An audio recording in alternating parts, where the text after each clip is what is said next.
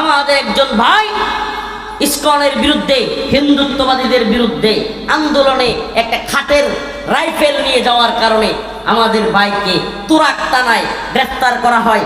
জানতে মনে চাই, ভারতের গোলামি 5 আগস্টের আগে করেছ ও হিন্দুত্ববাদী দালালের প্রশাসনেরা, এখনো যদি হিন্দুত্ববাদের দালালি করো, তোমাদের বাপদাদাদের যে পরিণত হয়েছে 5 আগস্টের পরিণতি আবার তোমাদেরকে ভোগ করতে হবে।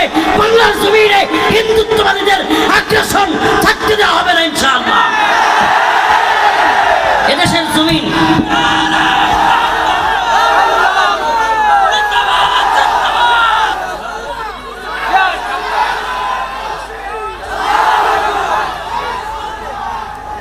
আমরা একেবারে হুঁশিয়ার করে দিতে চাই, ইসকন নামক এই সন্ত্রাসী সংগঠনকে নিষিদ্ধ করতেই হবে। এই কথা বলেন মুসলমান। ইসকন একটা মজা নেওয়ার বিষয়গুলো, হ্যাঁ, আমি কি মজা নেওয়ার জন্য আজ করতেছি? মুসলমানদের এত বড় সেন্সিটিভ ইস্যুতে আপনার চেতনা যদি হাসির চেতনা হয়, তাহলে আপনি গোড়ার ডিম কিছুই করতে পারবেন না। আপনার মধ্যে যদি এই কষ্টই না থাকে, আমি একজন আলেমরে ধরে নিয়ে হুট করে রফিকুল ইসলাম মাদানীরা দেখতে আসছেন গোড়ার ডিম এখানে, হুট করে যদি আমাকে নিয়ে এখন গুম করে দেয় ইসকন, কি একটা আশ্চর্য কথা বলতেছে। স্বাধীন দেশ, একজন আলেমকে সেই গাজীপুর থেকে ধরে নিয়ে কুড়িগ্রামে পঞ্চগড়ে ফেলে রেখে আসছে, হাত পা বাঁধা, মেরে ফেলতে চাইছিল। চিন্তা করা যায়, উলঙ্গ অবস্থায় মারছে, পাথর দিয়ে ইয়া দিয়া, বুতুলের ভিতরে পানি বইরা ওইটা দিয়ে পিটাইছে, উলঙ্গ করে ফেলছে। তো এটা কেমন দেশ রে ভাই? কল্পনা করতে পারতেছেন? আল্লাহ না করো আগামীকালকে আপনি যে হুজুরকে পছন্দ করেন, সে যেই গ্রুপের হোক, তাকেও যে এইভাবে ওরা গুম খুন করবে না, তাইলে ভারতীয় আধিপত্যবাদ এখন কমলো কোথায়? ভারতের গোলামি কমলো কোথায়? এই প্রশাসন কাকে খুশি করতেছে? ওদেরকে গ্রেফতার করতে পারে না, খুঁজে পায় না। আর একজন আলেম জজবাই একজন মানুষ, সে ভালোবাসায় একটা দামি বন্ধু, হিন্দুত্ববাদীদেরকে ইসকনকে ভয় দেখানোর জন্য যদি হয়ে থাকে, তারা নিয়ে দৌড়ায় গ্রেফতার করে নিয়ে আসছে। এটা কার দালালি? এটা কাদের দালালি? ভারতের দালালি যারা করেছিল 5 আগস্টে, তাদের পরিণতি কি এরা দেখে নাই? এখনো যদি কেউ ভারতের দালালি করে, শুধু ভারতের দালালি না, যদি কেউ আমেরিকার দালালি করে, এদেশে একসময় স্লোগান ছিল পিন্ডি না ঢাকা, মুরব্বীরা বলতে পারবে। পাকিস্তানের সাথে যুদ্ধের সময় রাওয়ালপিন্ডি পাকিস্তানের একটা অঞ্চলের নাম, ওই সময় ঢাকার রাজপথে স্লোগান হইতো পিন্ডি না ঢাকা। এখনকার এই জেনজি প্রজন্ম, এই প্রজন্ম এটা বলতে পারবে না। আমরাও তো ইতিহাস পড়ে জানছি, ইতিহাস থেকে জানছি, পিন্ডি না, মুরব্বীরা বলতে পারবেন স্লোগান হইতো কি হইতো না। এরপরে এই প্রজন্মের স্লোগান পাল্টে গেছে। কেন? এক সময় 71 পরবর্তী কিংবা 71-এর সময় এদেশ পাকিস্তানের জুলুম চলতেছিল, এজন্য স্লোগান হয়েছিল পিন্ডি না ঢাকা, মানে পাকিস্তানের একটা জায়গার নাম রাওয়ালপিন্ডি, যে আমরা পিন্ডির গোলামি চাই না, আমরা ঢাকা স্বাধীন হয়ে বাঁচতে চাই। এজন্য স্লোগান হয়েছিল পিন্ডি না ঢাকা। এরপরে শুরু হলো দিল্লির গোলামি। 71-এর পর থেকে শুরু হলো কি? দিল্লির গোলামি। দিল্লির গোলামি শুধু আওয়ামী লীগ করে নাই, 71 পরবর্তী সময়ে 2024-এর 5 আগস্টের আগ পর্যন্ত যত দল ক্ষমতায় ছিল, কোন দল ভারতের কথা ছাড়া উঠতে বসতে পারে নাই, সবগুলো ভারতের কথায় উঠছে আর বসছে। এটা ছিল রিয়েলিটি। তো তখন স্লোগান কি হয়েছে? দিল্লি না, সামনে স্লোগান হবে, লিখে রাখেন, লিখে রাখেন। আমি ছোট্ট মানুষ বললাম, স্লোগান পাল্টে যাচ্ছে, অচিরেই স্লোগান হবে ওয়াশিংটন না ঢাকা। স্লোগান পাল্টে যাবে, কারণ গোলামি তো শুরু হয়ে গেছে ওয়াশিংটনে। সন্ত্রাস বিরোধী আইনের নামে, জঙ্গিবাদের নামে আলেমদেরকে গ্রেফতার করা হয়, আর এদিকে ইসকন অস্ত্র নিয়ে মহড়া দেয়। ইসকন প্রকাশ্যে দিবালুকে একজন অ্যাডভোকেটকে হত্যা করে। এদেশে 13 বছরের শিশু আশামণিকে গাজীপুরে হিন্দুরা 3-4 জন মিলে সংঘবদ্ধভাবে ধর্ষণ করে, আর দেশের পুলিশ সেই ধর্ষকদের পক্ষে বিবৃতি দেয়। আমাদের বর্তমান বাংলাদেশ, বিশেষ করে উপমহাদেশ, মুসলিম অধ্যুষিত এই বঙ্গ, এই মুসলিম বঙ্গে আগামী 3 থেকে 4 মাস খুব ভয়াবহ পরিস্থিতি হবে। আমাদের পার্শ্ববর্তী দেশ ভারত বাঙালি মুসলিমদের দমন পীড়ন নিপীড়নের জন্য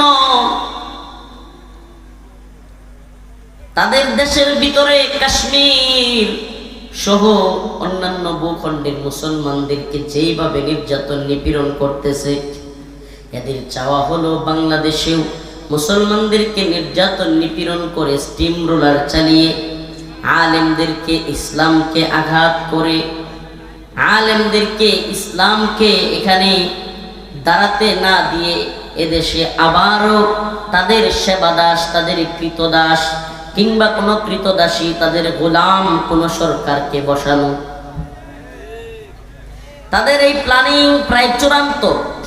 তারা এখনো স্বপ্ন দেখে বাংলাদেশে আবারও আধিপত্য বিস্তার করে তাদের একজন কৃতদাস সেবাদাস সরকার বসিয়ে আমাদেরকে গোলামি করাবে। কিন্তু আমরা মুসলমান, আমাদের একমাত্র রবকে, আমরা কার গোলাম? চিৎকার করে বলেন, আমরা কার গোলাম? আমরা একমাত্র আল্লাহর গোলামি করি। আমরা ভারতের গোলামি করি না, আমরা আমেরিকার গোলামি করি না, আমরা মহান রবের গোলামি করি। আল্লাহ রাব্বুল আলামিন সুস্পষ্ট কোরআন কারীমের মধ্যে বলেছেন, ইয়া আইয়ুহাল্লাযীনা আমানু লা তাত্তাখিযুল ইয়াহুদ, হে ঈমানদাররা, লা তাত্তাখিযুল ইয়াহুদ ওয়ান নাসারা আউলিয়া, হে ঈমানদাররা, তোমরা ইহুদি এবং খ্রিস্টানদেরকে বন্ধু বানায়ো না। কি করিও না?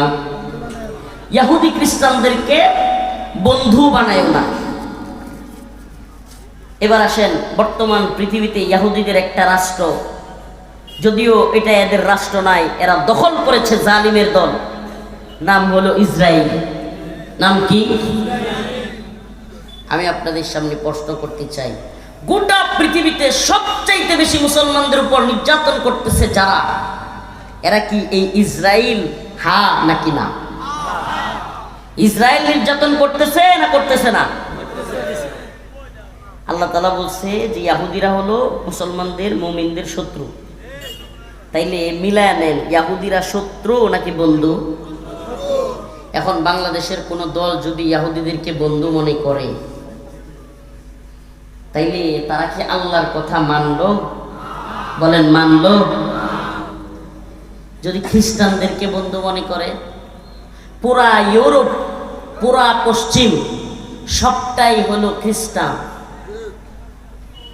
ইউরোপের কোন রাষ্ট্রকে যদি বাংলাদেশের কোন দল কিংবা সরকার বন্ধু মনে করে, Germany, France, Netherland, Spain, Italy কিংবা ইংল্যান্ড, যুক্তরাষ্ট্র, যুক্তরাজ্য, এগুলোর কোনোটাকে, এই কানাডা, আমেরিকা, মুসলমানরা যদি, মুসলমানদের দেশগুলো যদি বন্ধু মনে করে, আল্লাহ বলেন এরা তোমাদের বন্ধু নয়, বা'দুহুম আউলিয়া ও বা'দ, এরা নিজেরা নিজেদের বন্ধু। এরা নিজেরা কি? কার কথা বলেন না, কার কথা? আসেন এবার মিলাই। ইসরায়েল যে এত জুলুম করতেছে ফিলিস্তিনের মুসলমানদের পক্ষে, আমেরিকার সমর্থন আছে না নাই? খালি সমর্থন নাকি অস্ত্রও দেয়, টাকাও দেয়, গোলা বারুদ দেয়, ট্যাঙ্ক দেয়, মিসাইল দেয়, জঙ্গি বিমান দেয়, ড্রোন দেয়, অ্যাটাকিং হেলিকপ্টার দেয়, দেয় কি দেয় না? তাইলে বোঝা গেল ইসরায়েল যদি মুসলমানের শত্রু হয়, আমেরিকাও মুসলমানের শত্রু। আমাদের কথা কি বুঝে আসতেছে? যদি সাম্প্রতিক এই কথাগুলো না বুঝেন, আগামীর বাংলাদেশও বুঝবেন না, আগামীর আলোচনাও বুঝবেন না। আগামী দিনে বাংলাদেশের পরিস্থিতি কি হবে, এগুলো একটু মুসলমান ইমানদার, যেহেতু এত দূর থেকে কষ্ট করে আসছি, না খায়া না লইয়া এত দূর থেকে গাড়িতে কইরা আসতাম, বিমানের মিস করে আসছি, আপনাদেরকে একটু কিছু কথা বলে যায়। আপনারা 2024 সালের 5ই আগস্ট এর আগে বাংলাদেশে একচ্ছত্রভাবে ভারতীয় আধিপত্যবাদ দেখছেন। যেই সরকার ছিল আওয়ামী লীগের, শেখ হাসিনা সরকার, এটা ছিল ভারতের গোলাম, সেবাদাসী, ভারতের গোলামীর সরকার। এতদিন চলতো 5 আগস্টের আগে ভারতের গোলামি, এখন নতুন করে শুরু হয়েছে আমেরিকার গোলামি। আপনারা কি এটা বুঝতে পারেন? আমি খুব সহজ ভাষায় শক্ত কথাগুলো বলে ফেলি, এতে কিছুই যায় আসে না, আল্লাহ মাফ করুক। কারণ এই উম্মতের সামনে আমাদেরকে অবশ্যই সঠিক সত্য কথাটা উপস্থাপন করতে হবে। এতদিন চলতো ভারতের গোলামি, এখন চলে আমেরিকার গোলামি। এজন্য আমি প্রায় প্রোগ্রামে বলে থাকি, গোলাম চেঞ্জ হয়েছে, মনিব চেঞ্জ হয়েছে, প্রভু চেঞ্জ হয়েছে, কিন্তু গোলামগুলো চেঞ্জ হয় নাই, একই রয়ে গেছে। বাংলাদেশের রাজনৈতিক দলগুলোর গোলামি, চামচামি এখনো চলছে। মনিব চেঞ্জ হয়েছে, ভারত থেকে মনিব আমেরিকার দিকে গেছে, না জানি আল্লাহ, না জানে আল্লাহ ভালো জানে সামনে কোন দিকে চলে যায় প্রভু। রাশিয়া, এদেশের কোনো কোনো রাজনৈতিক দলের মনিব প্রভু হইল রাশিয়া, কোনোটার চীন, কোনোটার আমেরিকা, কোনোটার ভারত। নাউজুবিল্লাহ। এদেশের তথাকথিত দেশপ্রেমিক ধ্বজাধারী, স্লোগানধারী রাজনৈতিক নেতারা, এরা আল্লাহর কোরআন অবমাননা হইলে প্রতিবাদ জানাইতে পারে না। এরা আল্লাহর কোরআনকে পায়ের নিচে রাইখা লাথি মারলে, নাউজুবিল্লাহ, আল্লাহর কোরআনকে ছিঁড়া লাথি দিয়া ফেসবুকে ভিডিও আপলোড দিলে এদের চেতনা জাগ্রত হয় না। এরা কোনো প্রতিবাদ জানাতে পারে না। এদেশে আল্লাহ রসুলকে নিয়ে কটূক্তি করলে এরা কোনো প্রতিবাদ জানাইতে পারে না। এদেশের মধ্যে ইসকন আমাদের ভাই আলিফকে হত্যা করলে এদের কোনো শক্ত আওয়াজ দেখা যায় না। ধরবার জন্য, মামলা করবার জন্য এদের কোনো প্রচেষ্টা দেখা যায় না। এদেশে ইসকনের সন্ত্রাসীরা একজন আলেমকে গুম করে পায়ে হাতে বেঁধে তারপরে সীমান্তের কাছাকাছি নিয়ে ফেলে দিলে, কুড়িগ্রামে নিয়ে কিংবা পঞ্চগড়ে নিয়ে ফেলে দিলেও এদেশ গরম হয় না, গ্রেফতার হয় না।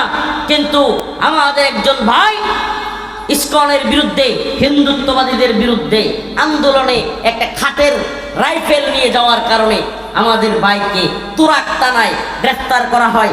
জানতে মনে চাই, ভারতের গোলামি 5 আগস্টের আগে করেছ ও হিন্দুত্ববাদী দালালের প্রশাসনেরা, এখনো যদি হিন্দুত্ববাদের দালালি করো, তোমাদের বাপদাদাদের যে পরিণতি হয়েছে 5 আগস্টের পরিণতি আবার তোমাদেরকে ভোগ করতে হবে।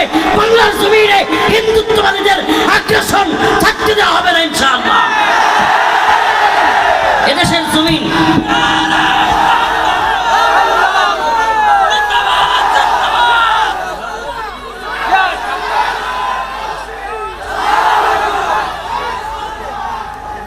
আমরা একেবারে হুঁশিয়ার করে দিতে চাই, ইসকন নামক এই সন্ত্রাসী সংগঠনকে নিষিদ্ধ করতেই হবে। এই কথা বলেন মুসলমান।